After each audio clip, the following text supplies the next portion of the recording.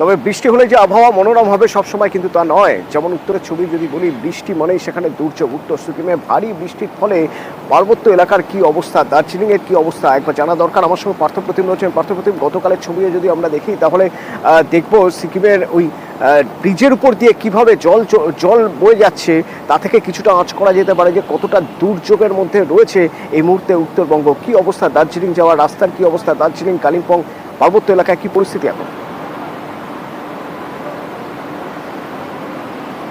দেখো, সকাল থেকে কিন্তু মেঘলা আকাশ রয়েছে পার্বত্য এলাকায় এবং দিনভর দার্জিলিং এবং কালিম্পংয়ের উঁচু পার্বত্য এলাকায় বৃষ্টির পূর্বাভাস রয়েছে। পাশাপাশি সিকিম জুড়েও কিন্তু ভারী থেকে অতি ভারী বৃষ্টির পূর্বাভাস হচ্ছে। স্বাভাবিকভাবেই তিস্তা পাড়ায় বাসিন্দারা যথেষ্ট উদ্বেগ এবং উৎকণ্ঠায় রয়েছে।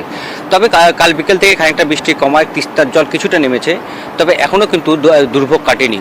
কালিম্পং থেকে দার্জিলিং যাওয়ার যে তিস্তা বাজার পেশক হয়ে ঘুম জোরবাংলো হয়ে যে রাস্তাটি পৌঁছতো শৈল শহরে, সেই রাস্তাটি কিন্তু আজও বন্ধ রয়েছে। অর্থাৎ কালিম্পং এবং দার্জিলিংয়ের মধ্যে সড়ক যোগাযোগ ঘুরপথে চলছে।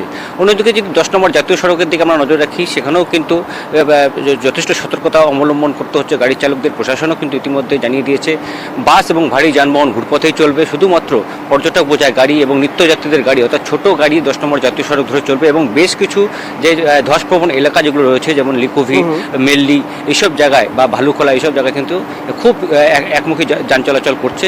এবং যাতে দ্রুত পরিস্থিতি স্বাভাবিক করা যায়, আবহাওয়া যদি অনুকূল হয় তাহলেই কিন্তু এই রাস্তা কাজটা গতি পাবে। সবাই সেই আশাই করছেন, সবাই সেই প্রার্থনাই করছেন। কিন্তু এই ভারী বৃষ্টিতে বানারহাটের মানুষ, অন্তত 5-6টা গ্রামের মানুষ, তারা আশঙ্কা করছেন তাদের যোগাযোগের একমাত্র ব্রিজটা না ভেঙে যায়। কিন্তু ব্রিজ ভাঙার মতো পরিস্থিতি কেন ভারী বৃষ্টিতে? তার কারণ ওভারলোডেড ট্রাক, নিয়মিতভাবে পাথর বোঝাই ওভারলোডেড ডাম্পার যায় রাস্তা দিয়ে, এই ব্রিজের উপর দিয়ে। ধীরে ধীরে ধীরে ধীরে ব্রিজের শক্তি ক্ষয় হয়েছে। এখন ভারী বৃষ্টিতে মানুষ টেনশনে রয়েছেন। কি অবস্থা ব্রিজের জানবো। রকি রয়েছেন আমার সঙ্গে সরাসরি প্রতিনিধি। রকি, ব্রিজের কি অবস্থা? এক নাগারে বৃষ্টি, তার উপরে ওভারলোডিং পাথর বোঝাই ডাম্পারে চাপাচাপিতে কিন্তু ক্ষতিগ্রস্ত হলো ব্রিজ।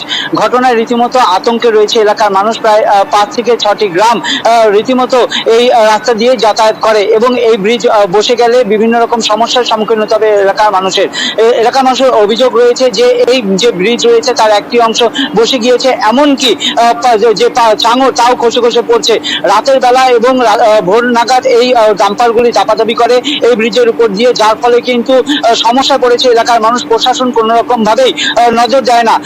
বানার ব্লকের সাকুয়াজোড়া 1 নং গ্রাম পঞ্চায়েতের উত্তর ডাঙ্গাপাড়া এলাকার মানুষ কিন্তু দাবি জানিয়েছে প্রশাসন এদিকে নজর দেয় এবং এই যে বড় বড় ডাম্পারগুলি এই ব্রিজের উপর দিয়ে পাথর লোড করে নিয়ে চলছে, তার জন্য সম্পূর্ণভাবে বন্ধ হয়। কারণ যে কোনো ধরনের দুর্ঘটনা ঘটে যেতে পারে এই ব্রিজ বসে গিয়ে, এবং সমস্যায় পড়বে প্রায় 5 থেকে 6টি গ্রামের মানুষ। ধন্যবাদ। এই জলের কারণে আমাদের ব্রিজের সমস্যা খুব খারাপ। প্রচুর পরিমাণে গাড়ি চলে, বড় গাড়ি চলাচল করে মোটামুটি ভোর 3টের সময়। বড় বড় ট্রাক নিয়ে বোল্ডার গাড়ি যাচ্ছে, বালি আসে, পাথর আসে। কি সেগুলো কি বৈধ? না, অবৈধ। সবাই চাই যে ব্রিজটা ভালো হয়ে যাক।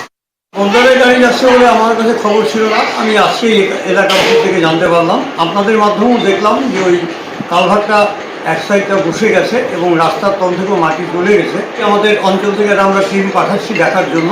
আমরা আমাদের তরফ থেকে যতখানি পদক্ষেপ নেওয়ার আমরা নিশ্চয়ই